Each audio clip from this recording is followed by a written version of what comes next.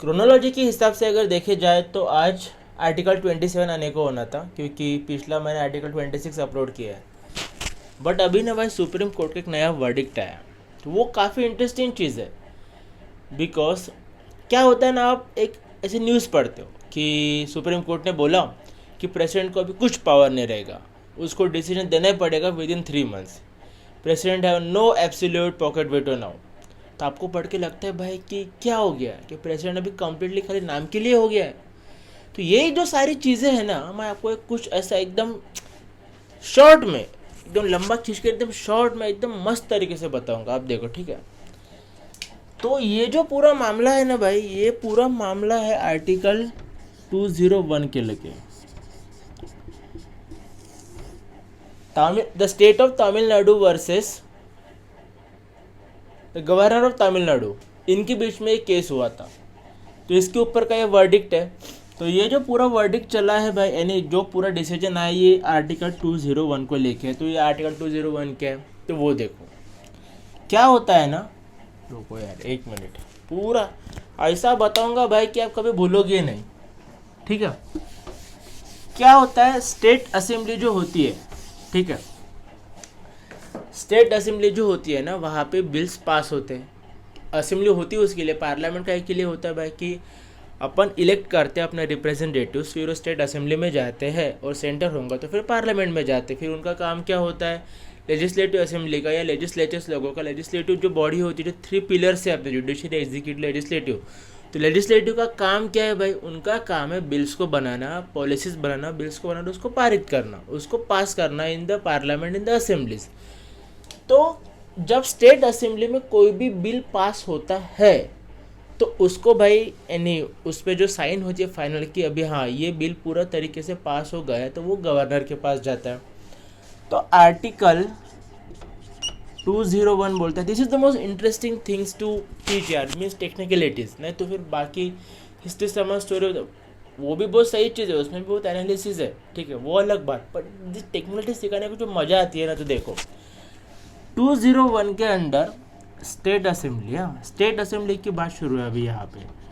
यहाँ पे बात पार्लियामेंट की नहीं शुरू है, यहाँ पे बात सेंटर की नहीं शुरू है, दिल्ली की नहीं शुरू है, यहाँ पे बात शुरू है भाई अपने 28 स्टेट्स को लेके, ठीक है। तो देखो क्या होता है अभी, फॉर एग्जांपल महाराष्ट्र की स्टेट असेंबली है, महाराष्ट्र की, अरे यार ये क्या हो जाता है पेन को पता नहीं। तो ये महाराष्ट्र की स्टेट असेंबली, यार what the hell is wrong with this. तो महाराष्ट्र के स्टेट असेंबली ने एक बिल पास किया, ठीक है, एक बिल पास किया और वो गया भाई गवर्नर के पास। गवर्नर के पास क्यों जाएगा, क्योंकि वो बिल जो पूरी तरह से पास हो चुका है तो उसके ऊपर भाई गवर्नर की साइन लगती है। तो फिर वो गए गवर्नर के पास। तो गवर्नर के पास पहले सबसे पहले ऑप्शन क्या होता है, he can give assent to the bill, यानी वो बोलेंगे ठीक है भाई, वो यानी साइन कर देगा and the bill is pass, ठीक है। ये हो गया पहला प्रोविजन, यानी कुछ भी नहीं, गवर्नर को वहाँ पे कुछ प्रॉब्लम नहीं, कुछ नहीं, उसने डायरेक्ट साइन दे दी, बिल पूरे तरीके से पास हो गया। अभी वो दूसरा क्या कर सकता है भाई, दूसरा क्या कर सकता है, अगर उसके पास बिल आया और उसने उस पर कुछ एक्शन ही नहीं लिया, कुछ भी एक्शन नहीं लिया उसने, खाली उसने अपना वो बिल जो अपने खीसे में डाल के रखा। No, I am not talking about the pocket veto, आप पूरी तरह से सुन तो लो। उसने ना भाई वो बिल के ऊपर कुछ एक्शन ही नहीं लिया, विथहोल्ड करके रखा, विथहोल्ड, तो वो हो जाता है बिल विथहोल्ड। ये हो गया भाई दूसरा प्रोविजन। अभी तीसरा प्रोविजन क्या है, अभी तीसरे प्रोविजन में अगर गवर्नर साहब को लगता है भाई कि ये जो सर्टेन बिल है, there is a room for correction in it, there are some amendments or there are some provisions which are not good for the sake of the society, so he may tell the council of minister or rest of the people whoever may concern that कि you have to change these provisions from this bill। तो governor ना भाई reconsideration के लिए फिर से वो state assembly को वो बिल भेजता है। तो स्टेट असेंबली उस पर फिर से काम करती है। अगर काम नहीं भी करती है, जो भी कुछ है, अगर स्टेट असेंबली ने वो बिल फिर से भेजा गवर्नर के पास, तो वहाँ पे भाई गवर्नर को साइन करनी ही करनी होती है। Then he have to give assent to that bill. ये है भाई तीसरा प्रोविजन, ठीक है, रिकंसीडरेशन।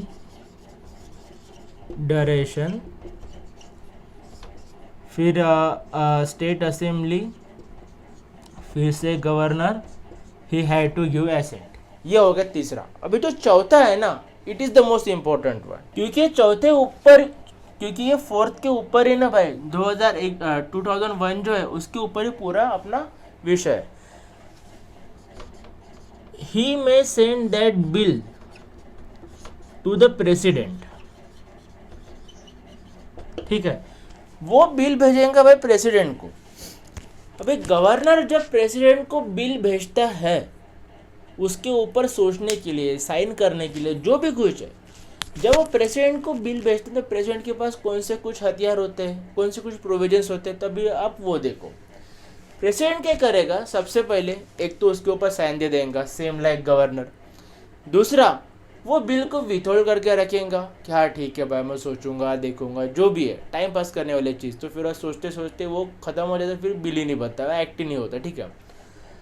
तीसरा जो है वो फिर से भाई स्टेट असेंबली को वो भी भेज सकता है प्रेसिडेंट।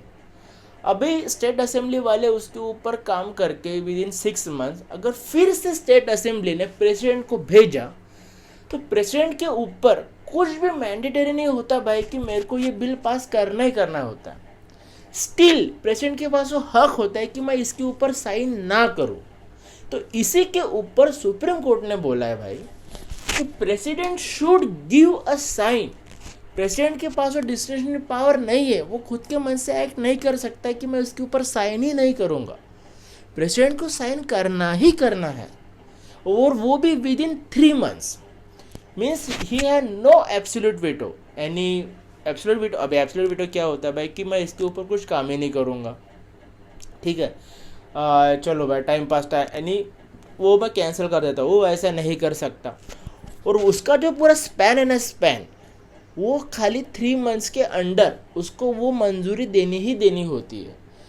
और अगर वो प्रेसिडेंट मंजूरी नहीं देते हैं तो उसको लिखित में देना पड़ेगा भाई अभी कि क्यों मंजूरी नहीं दे रहे, for the sake of what.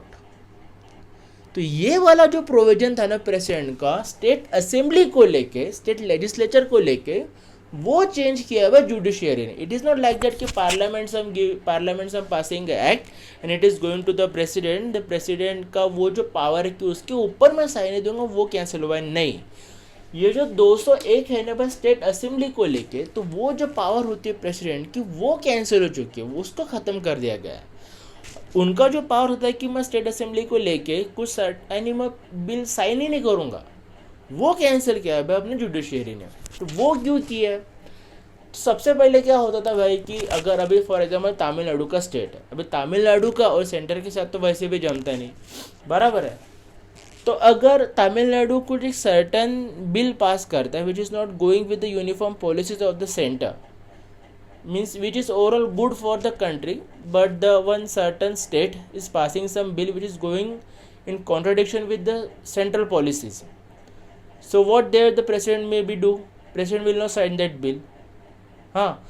Or sometime even it is like that कि for the political concerns or from the political angle the अगर करने की ज़रूरत भी है then also the president will not sign the bill for the sake of, though it is for the sake of the country, but just from the political angle it will create tussle between political parties and political जो भी उनका intention है that is getting hindrance. तो वहाँ पे अगर sign नहीं होता है then it will come and it should come under the judicial review, ऐसा जुडिशरी का बोलना है।